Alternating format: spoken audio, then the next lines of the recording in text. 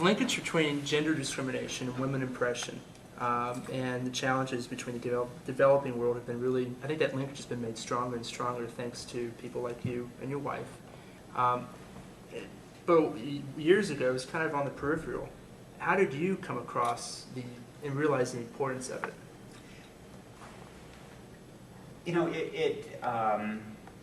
it was kind of accidental, and if you'd asked me when I started out reporting, you know, would I write a book about this, I would never have imagined it. And I think that that is true in, you know, like in the Foreign Service. I mean, this, you know, it never used to be an issue on the agenda, and the notion that you know, the Secretary of State would very shortly be holding awards for women leaders around the world, and that that generals in Afghanistan would be talking about girls' literacy rates by district in Afghanistan. I mean, I think this all kind of came. I think this has been a surprise to everybody, and I think part of it was a growing appreciation that some of the worst human rights abuses didn't involve a leader, you know, arresting a political prisoner and torturing that person, but just involved what happens every day to women and girls in, you know, in the home as much as anywhere else.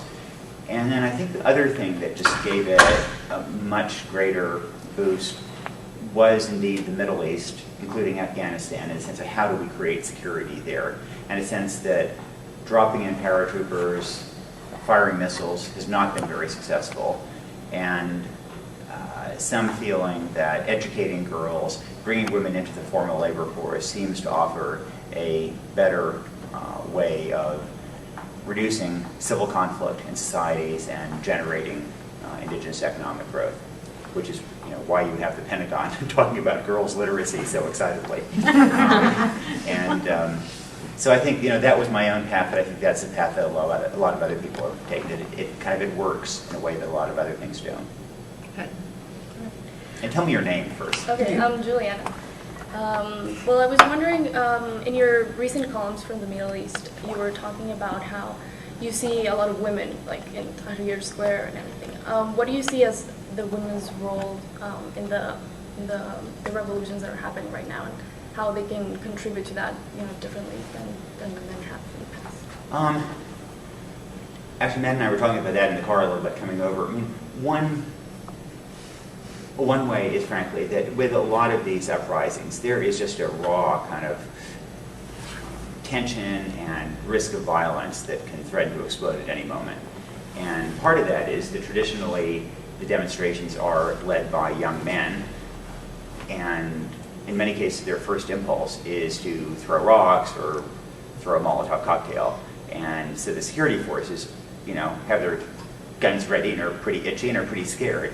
And that's also true, by the way, in the West Bank, for example, that the marches and demonstrations are overwhelmingly dominated by young Palestinian men who do have this penchant for throwing rocks. That leaves the Israeli defense forces pretty itchy with their guns and nervous and afraid, and just leads more likely to have injuries all around.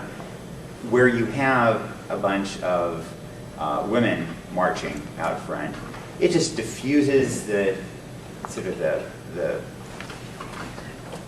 fear level a little bit on both sides. It means the security forces are a little less likely to start shooting. I wish that the Palestinians would internalize that a little more and make better use of women Palestinians, which they really haven't very much. And likewise, in these kinds of democracy movements, you know, I think that, well, in Bahrain, where I was for a little bit, you know, there you've already had 7 people killed, a lot more very badly injured, and there can be a lot more demonstrations. Sure seems to me that if the democracy movement's leaders were to invite women more often to kind of lead the way, that would probably mean that it's less likely that you're going to have a lot more casualties, just partly because of a certain chauvinistic attitude toward women who don't shoot women as quickly as you already shoot men. But that's you know, it seems to me that that would result in a somewhat less violent confrontation. One of the problems is that for the same reason, chauvinism, a lot of the young men have been reluctant to, they've been happy to have women involved in the movement, they've been reluctant to have them lead the movement, to be at the front.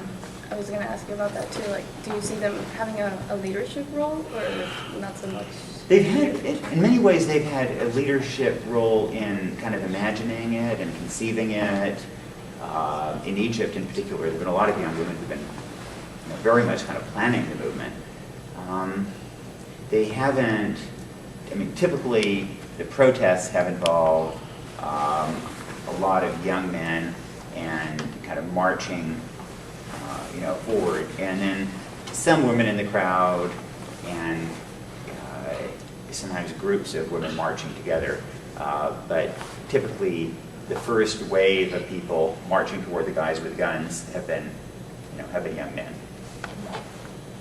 One of the things that we don't really know is whether there are biological and chemical weapons out there in weapons depots that one side or the other will have a chance to use.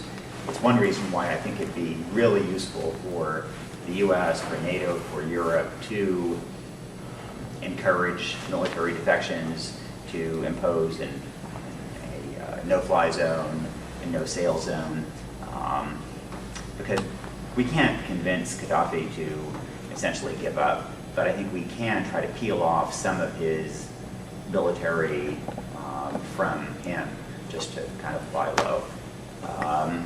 As for Saudi Arabia,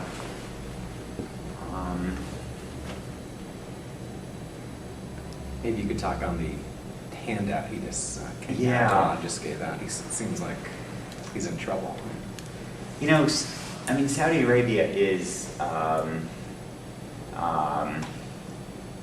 clearly kind of an unsustainable situation.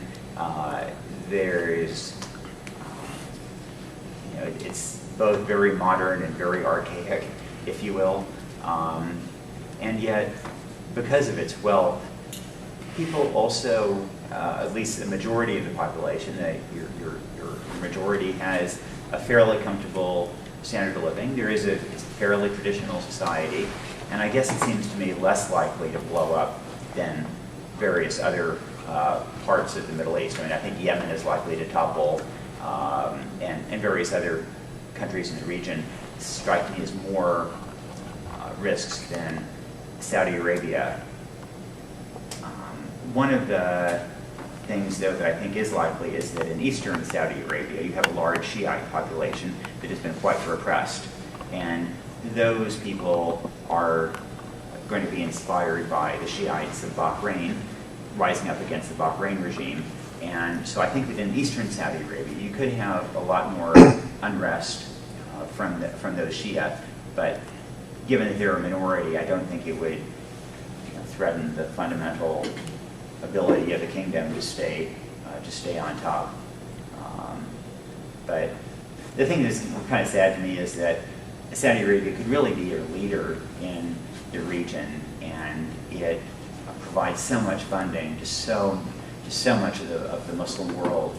And at the times in the past, you had people like King Abdulaziz, who was the founding king of modern Saudi Arabia. He was a real leader, and he. When people had doubts about whether a radio was Islamic, then he broadcast the Quran on the radio to show that, yes, this is consistent with Islam. And he really kind of led the country. And the more recent kings in Saudi Arabia and the royal family have been really followers. They've been afraid of the clerics and have kind of deferred to them rather than providing that leadership. And at this point, King Abdullah and his generation are old, sick, really incapable of providing leadership even if they wanted to, and it's very unclear what the next generation will want to do and who in the next generation will take power. So it doesn't seem to me as volatile as other countries, but just very uncertain and leadership void. Hi, my name is Jerry. I'm a journalism student, and I read your work, and many of it talks about human rights issues and something that can be risky and dangerous. Do you ever fear for your life when you're exposing these issues? That you might lose your life in the process while reporting on something that the world needs to know? The last couple of weeks certainly raised those issues.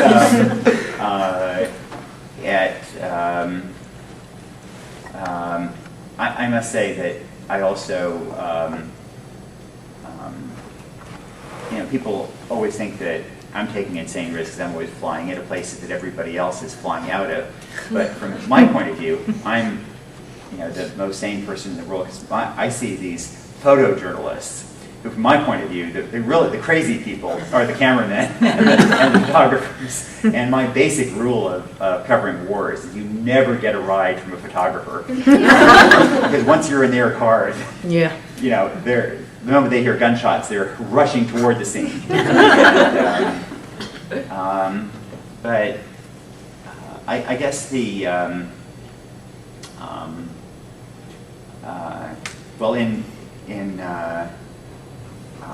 Egypt, there was a period there where Mubarak, he seemed to have tried to get the army to crack down. The army didn't really want to, so he sent in these thugs who probably were police in plain clothes.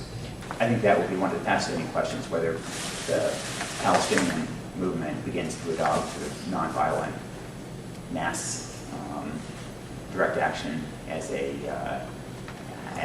more of a tool, and we'll have to see. Now, you guys really did a great job. You were kind of, remember in a debate where you'll have sort of a mock debate, people will ask questions of the candidates before they go on stage? No, you don't know about this? Okay. You were just serving this purpose today, perfectly. You've got Nick Kristof really limbered up, ready to go. No one's going to throw him a question tonight that he hasn't already thought about.